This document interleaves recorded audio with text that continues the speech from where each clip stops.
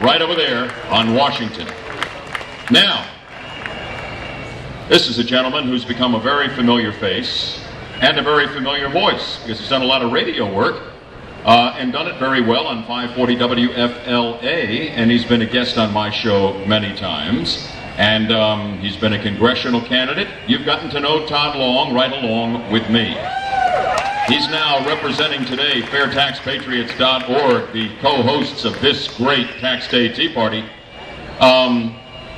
It's a political action committee, FairTaxPatriots.org, for those of you who are not directly connected to it, and many of you, of course, are, passionately committed to passing into federal law H.R. 25, known as the Fair Tax Act. That would replace the current IRS and repeal the 16th Amendment. Amen? The Fair Tax Patriot PAC is committed to supporting political candidates equally committed to passing the Fair Tax Act as the path to resurrecting the economy and creating millions of jobs in America. And so it is that we are pleased to have with us this familiar face and voice of the conservative movement and the entire political scene in Central Florida. Ladies and gentlemen, Todd Long, co-founder and executive director, FairTaxPatriots.org.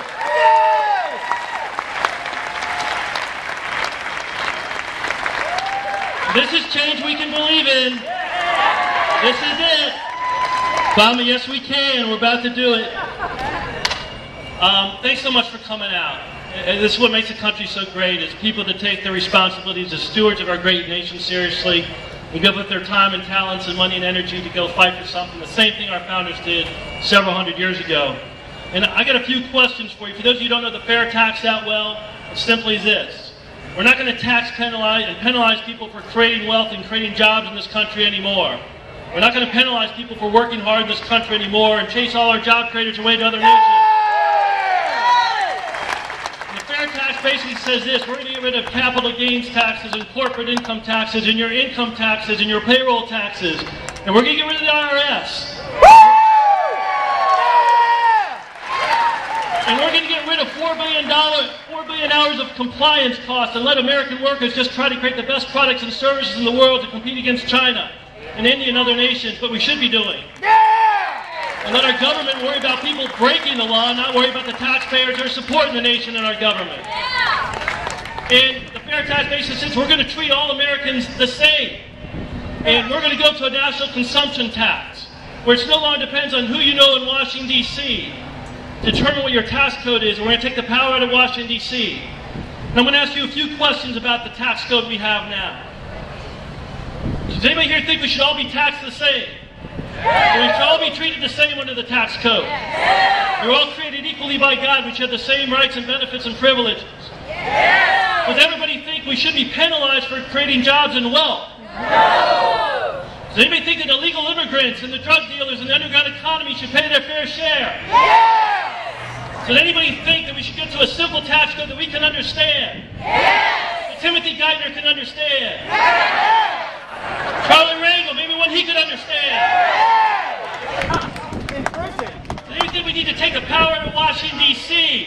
so that they can get back to doing their jobs and stewarding the money we give them rather than loading up with lobbyists running into Washington, D.C. using the tax code to keep their power? The fair tax is brilliant, and all wisdom comes from God. And a lot of economists were coming around years ago trying to figure out what system would work the best. That would honor wealth creation, people working hard, something that would be fair for all Americans. And this notion the liberals have is that when rich people do well, we all suffer is insanity. And that's why a bunch of poor people don't run on over to Haiti looking for work and jobs. The notion's silly. And the other thing you hear right now in this debate, that the notion that if you tax the rich more, you're going to balance budgets and things like that. And the truth is, when President Bush lowered your tax rates, we increased tax revenues. And when Ronald Reagan lowered the tax rates, we increased tax revenues. It was good for everybody, poor, rich, middle class, more jobs, more prosperity, because there's a fundamental economic truth, is that people create wealth and governments cannot create wealth or cannot create jobs.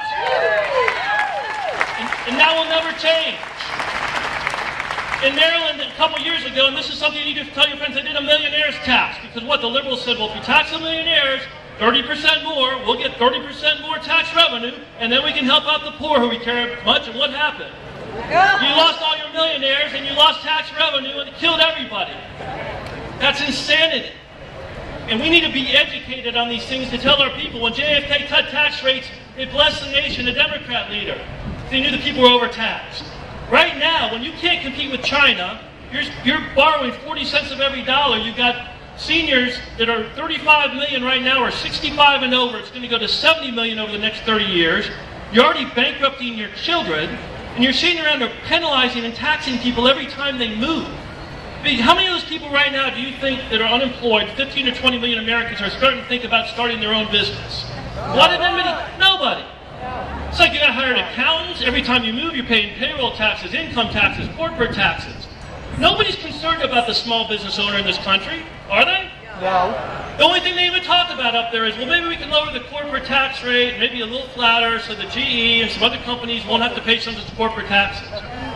What about the people that want to start their own small business? Why are we penalizing these people as they can't even get off the ground? They create 70% of the new jobs in this nation. Does anybody here think that Thomas Jefferson, George Washington, anybody in the Founding Fathers would not be for the fair tax? No, they'd all be for it. There was not an income tax for hundreds of years.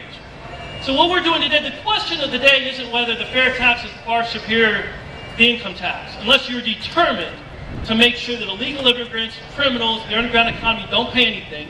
You're determined to make sure that China becomes a new economic military superpower, that all the job creators and entrepreneurs around the world, if you're determined to keep them out of this country by overtaxing them, then you don't want to be for the fair tax. If you're determined to make sure career politicians can use your tax code to keep their power going, those are the only people that benefit from our current tax code. Career politicians, foreign countries, illegal immigrants, and the rest of us are getting killed. And the wealth squeeze is on. And the sad reality of life is that you have an economic pie, it's this big, with a fair tax will be enormous. And whether you're green, white, red, or blue, poor, middle class, or rich, you're going to be blessed by it. And I don't know about you, but I want to be surrounded by nothing but wealth creators, job creators, businessmen and women having great success to buy my products and services. We've gotten to the point that little me is afraid to have a lot of rich people in this country. They're terrified we might actually have more rich people, like they're causing the problems. I can guarantee you rich people buying houses, buying boats, investing in businesses, and buying other products that you and all sell are not the problem in our country. The problem is we've got a government that's out of control that's killing all wealth creation in this country. Is that right? That's right. And the fundamental question right now in the fair tax movement isn't, do we have one of the greatest products ever in political history? Because we do. And everybody knows it. You can't argue that. The question is, does the fair tax movement really believe they can do it? Because I talked to a lot of fair tax people, and the question at this point is, do you believe? Because here's the truth. You don't need a majority. God did not need a majority of people to do anything. Never has. What he does need is courageous warriors who are willing to fight, put skin in the game. And that's what he had when the founding fathers and mothers of this country showed up, did he? Amen. That was not easy stuff they did. He's got courageous warriors serving over there in Iraq and Afghanistan around the world, and those of you who served in other wars. Did he not? Yes. And our courageous warriors changed the world. They're blessing the world and people all over the world today. Because they put their skin in the game, they stood up. And the time is not, we don't need more people supporting the fair tax, we need more people fighting for the fair tax. Do we not? And so this is your day. Being for the fair tax will not get it done. You fighting for it will be plenty of a few courageous warriors and fighters spreading the truth. So we started a Fair Tax Patriots PAC. $4.97 a month, $50 a year.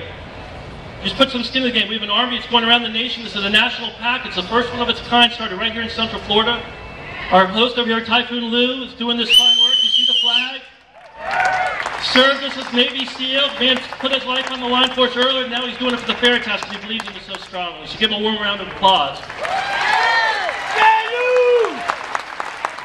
The reason Herman Payne's being here, the Terminator, is Typhoon Lou. So give him the credit and thank him for his service. But the onus is on us fair tax supporters to put our skin in the game. We're doing a golf tournament 2 weeks from now. There's some of you probably have the invites. $50 to play, $60 per person playing in the tournament. That puts you automatically in the pack. But the moment of truth has come. Because we know one thing about the liberals. We can say what we want about them, but whether it's Code Pink or the unions or whatnot, they put their skin in the game and they fight. The war in this country is on. There is a war in this country, and we all know it. And the question is, the good news is we know whose God's side's on. And we know ultimately how it's going to prevail. The only question is what I and you are going to do in the process in this fight, and where we are going to be on the side of history. And fighting for the fair taxing against the IRS and the 70,000-page tax code with the whole country going bankrupt is the easiest fight you'll ever have. Because the product's awesome. It's like fighting for Ronald Reagan and the founding fathers of our Constitution. And I'll just leave you with this. I thank you so much for coming out. And I just want you to know that this is our moment. This is exciting. It's exciting to be in a fight. And the things we're asking people to do, all of us today, are so minimal to what our founding fathers did, what our military is doing around the world. But we need you engaged. We need you to believe in the fair tax. I want to know this last question. Do you guys believe? Do you believe in the fair tax? Is it going to be a reality? Yes. You've got to believe. Yes. Are we waiting around 10 years? No, we're not. 2012. Are we going to elect the fair tax conservative in 2012 in this Republican primary? We're getting the fair tax conservative, are we not? We believe. The time is now. The time is now. Thanks for giving me a chance to talk to you guys.